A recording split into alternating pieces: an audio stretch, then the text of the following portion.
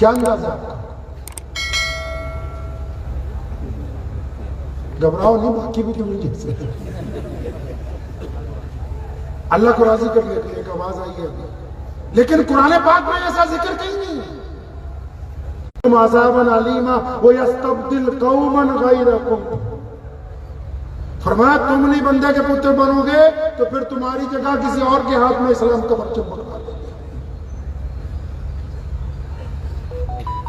نماز کیوں پڑھتے ہیں؟ بولا جی ہمیں تو ابھی تک پورا پتہ نہیں ہے، قرآن نے 10,000 بار کہا، بار بار علماء نے تمہیں سمجھایا، لیکن کبھی غور نہیں۔ کیوں؟ قرآن نے کہا بھائی نماز اس لیے فرض کی گئی ہے تاکہ آپ گندی باتیں کرنی چھوڑ دیں، اچھے خیالات کو قائم کر دیں۔ اب قرآن کے حکم میں اور ہماری تعبیر میں فرق ہے کہ نہیں؟ قرآن نے مقصد نماز بیان کیا، ہم صرف ضرورت نماز بیان کر رہے ہیں۔ ایک بندہ نماز پڑھتا ہے، نماز تھی یہ ناقبول ہونے والی نماز تھی، اگر یہ نماز تجھے زنا سے نہیں روک رہی تو اس کا مطلب یہ قبول نہیں ہو رہی ہے، یہ قبول نہیں ہو رہی ہے۔ میرے والد شیخ الاسلام رحمۃ اللہ علیہ کو ہم لوگ اکثر سوال کرتے رہتے ہیں، حضرت نماز اچھی طرح نماز پڑھو، اس وقت تک پوری طاقت سے اچھی طرح پڑھو جب تمہاری نماز تمہیں گناہوں سے روکنے لگے تو پھر تسلی رکھو کہ اللہ کی حضور قبول ہو رہی، اگر نماز گناہوں سے نہیں روکتی یہ اللہ کی حضور قبول نہیں ہو رہی ہے۔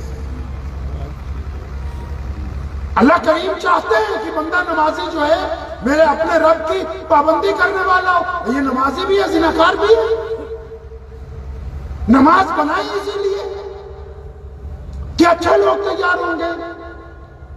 اب لوگ نماز پڑھ کے غنڈہ گردی کرنے لگے ہیں تو پھر اس کا مطلب ہے کہ وہ نماز نہیں پڑھ رہے، صرف غنڈہ گردی ہی کر رہے ہیں۔ بات چلتے چلتے بہت آگے چلی گئی، تو میں عرض یہ کر رہا تھا کہ کبھی اس بات پر گفتگو ہوئی کہ اسلام کا پس منظر کیا ہے۔ ہم اتنی دور مدینہ منورہ سے بیٹھے ہیں، لیکن نبی علیہ السلام کے ساتھ اتنی محبت ہے ہمیں کہ خدا کی قسم وہ ہم سب کو اپنی جان سے زیادہ عزیز ہے کہ نہیں؟ یہ تعلق کیسے بنا؟ یہ پیغام ہم تک کیسے پہنچا؟ پیارے محمد صلی اللہ علیہ وسلم سے پہلے دنیا کیسی تھی؟ رسول اللہ صلی اللہ علیہ وسلم نے آ کے کیا کیا کہ ہم تک دین آ گیا؟ آپ مکہ مکرمہ جائیں، مدینہ منورہ جائیں، جب آپ حرم میں داخل ہوں گے ساتھ میں چلنے والے ایک رنگ اور نسل کے نہیں ہیں،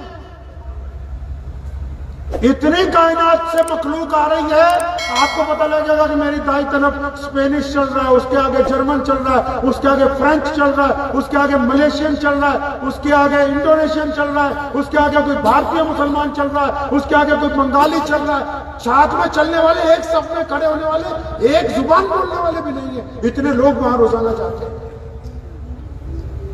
یہ معجزہ ہے محمد رسول اللہ صلی اللہ علیہ وسلم کا۔ ہوا کیسے؟ ہوا کیسے؟ کہ بولے یہ تو نہیں پتا، اتنا نہیں پتا ہے، بس اتنا پتا ہے کہ مولانا صاحب اگر کھری کھری سنانے لگے تو کمیٹی والے مل کے اس مولوی کو نکالو، دوسرا لے کے آؤ۔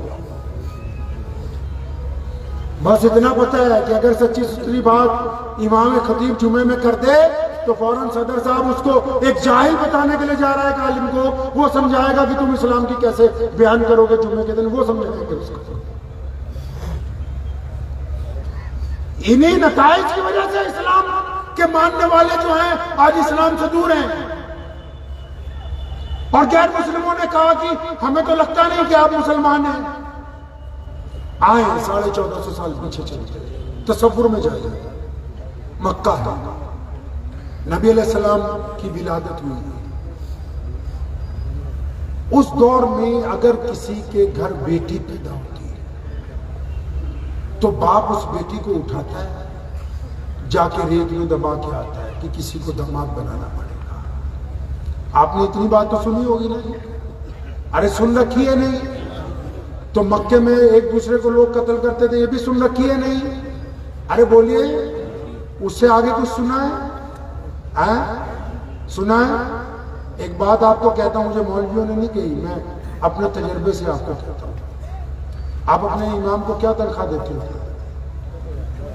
زیادہ ہے؟ یہ رات مجھے اندور والوں نے بتایا کہ 10-12 ہزار دے رہے ہیں، 5-6 ہزار بھی دیتے ہیں۔ اتنے زیادہ پیسے نہ دیا کرو، کچھ بچا کے رکھو، ساتھ میں قبر میں لے جانے میں کام آئیں گے، شاید منکر نکیر ان پیسوں کو لے کے کچھ کام چلا دیں گے۔